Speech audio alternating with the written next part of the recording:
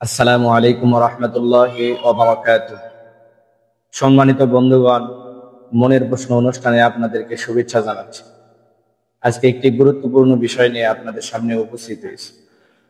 বিষয়টি হচ্ছে, যদি কারণবশত